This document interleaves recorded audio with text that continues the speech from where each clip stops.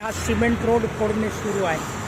हा रामेश्वरीकडे जाणारा त्रिशरण चौक ते रामेश्वरी चौक यामधला हा सिमेंट रोड आहे.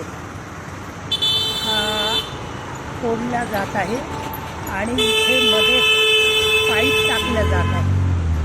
हा बघा, हा सिमेंट रोड फोडला जात आहे आणि इथे पाईप टाकण्याचं काम सुरू आहे. हे पाईप टाकल्या जाणार आहे आणि हा म्हणजे अगदी मधोमध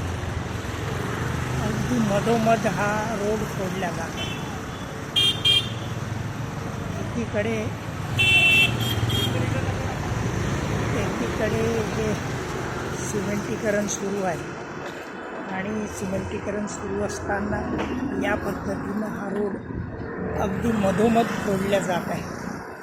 हे बघा, इतका खोलपर्यंत याला पाणी लागलेलं आहे आणि इथं आता मातीने बुजवल्या जात आहे. हा बघा, हा सिमेंट रोड रामेश्वरी ते त्रिशरण चौक हा सिमेंट रोड अगदी फोडला जात आहे, माती काढल्या जात आहे आणि अगदी सेंटरमध्ये हा पैसा जनतेचा खर्च होत आहे आणि जनतेच्या पैशाची अशी नासाडी होत आहे.